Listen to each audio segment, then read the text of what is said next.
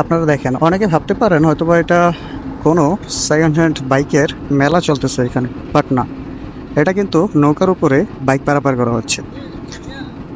25 থেকে 30টার মতো বাইক নিয়ে একসাথে নদী পারের জন্য রওনা দিয়েছে এই নৌকাটি। একটি নৌকার মধ্যে 30টার মতো ভাই, সিরিয়াসলি ভাই, এটা খুবই ঝুঁকিপূর্ণ আমার কাছে যেটা মনে হলো। ওই দেখেন, আরেক ভাইয়ের ছাতা সহ উল্টাই গেছে।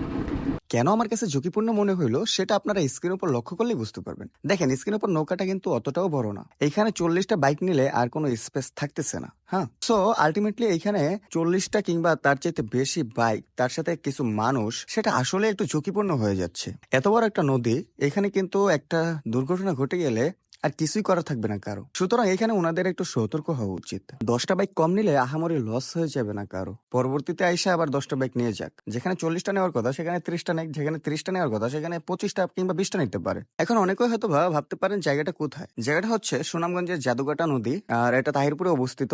সুনামগঞ্জের সবচেয়ে আলোচিত, সবচাইতে পপুলার জায়গা তাহিরপুরের নীলাদ্রি লেক, তারপরে হচ্ছে আপনার শিমুল বাগান, তারপরে হচ্ছে আপনার বারিকের টিলা, দেন হচ্ছে টাঙ্গুয়ার হাওর, এগুলো পাশাপাশি অবস্থিত।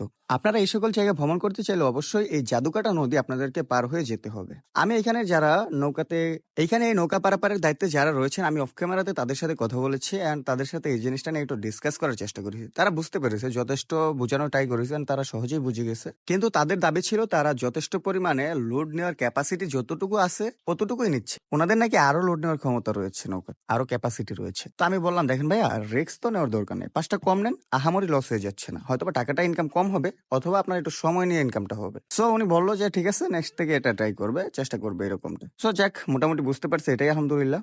তবে আরেকটা কথা, জাদুকাটা নদীর কিন্তু আসলেই জাদু রয়েছে। জাস্ট স্ক্রিনের উপর দেখেন পাহাড়গুলা। আমার ক্যামেরা অ্যাকশন ক্যামেরা, তো যার কারণে এতটা স্পষ্ট দেখা যাচ্ছে না। ফোন থেকে ভিডিও করলে হয়তো আরো ক্লিয়ার হইতো, বা একটু জুম করে করতে পারতাম। বাট বাস্তবিক অর্থে এই পাহাড়গুলো সত্যিই সুন্দর। জাদুকাটা নদী যেন জাদু দিয়ে ভরপুর ভাই। যাই হোক, আজকের মতো ভিডিওটা এখানে শেষ করতেছি। দেখা হবে নতুন কোনো ভিডিওতে। ততক্ষণ ভালো থাকুন, সুস্থ থাকুন। See you next. Bye by.